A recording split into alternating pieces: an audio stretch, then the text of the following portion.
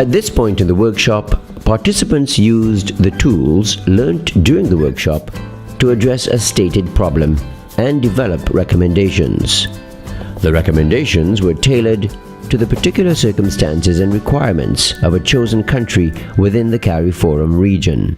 We are Group 6 and presenting question number 4. The question is, choose a country in the region and define how it can utilize globalization of knowledge flows, such as the presence of MNCs and the diaspora in promoting innovation and enhancing competitiveness. What are the types of policies, institutions, fiscal, legislative, infrastructural frameworks should be needed to achieve this? Discuss the current frameworks, barriers and constraints, and make recommendations for greater effectiveness. Propose a strategy for public, private, and academic sectors, and support these with statistical evidence. So we chose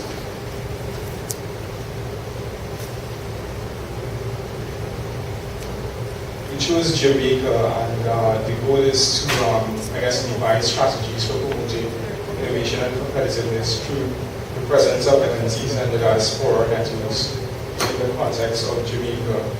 And this rests on some key terms: MNCs, diaspora, competitiveness, and innovation.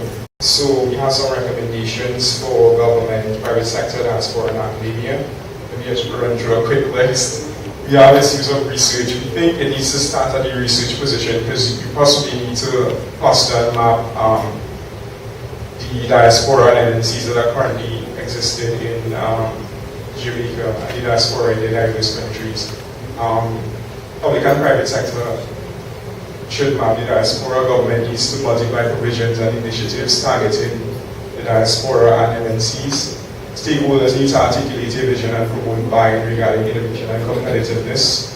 Diaspora should tap complementarities between current host location and Jamaica. Diaspora should tap areas that allow them to employ more than one facet of their capital, skills and knowledge sharing, redistribution of revenues. And in terms of the way forward, Colette will discuss. Thank you.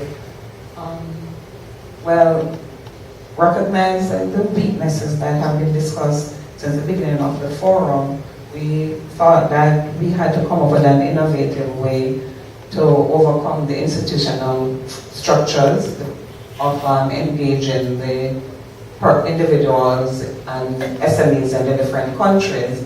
So we were contemplating devising a strategy within the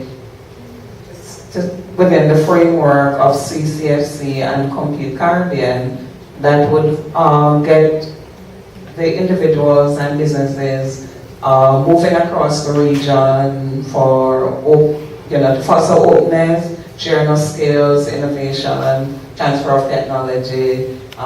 Basically this taking place outside the traditional framework.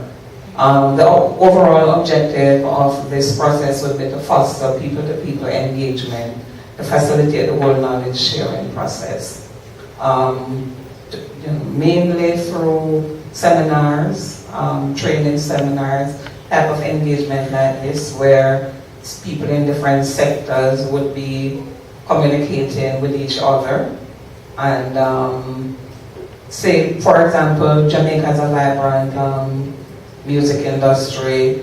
Barbados has some ICT capabilities. How do you bring both groups of persons together in a framework that you could match the technology along with the creative skills? And I think that is the end of the presentation. Thank you.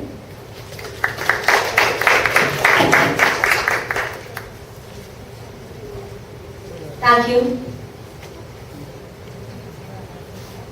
Okay, my question relates to the recent publication of press releases referring to Jamaica's new initiative or re-energized initiative really to tap into diaspora for investment purposes.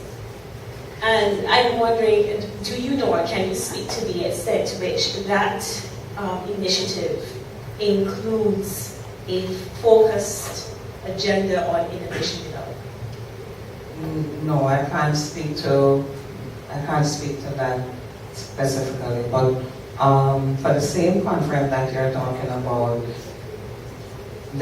one of the main comments in terms of hot topic that came out of that discussion was that it was just another talk shop, because the same issues have been articulated year in, year out, but there is really no process for the persons who want to contribute and want to participate to get to cross the bridge. And this is generally what the feature of Caribbean relations and even in terms of the private sector in Jamaica's SMEs.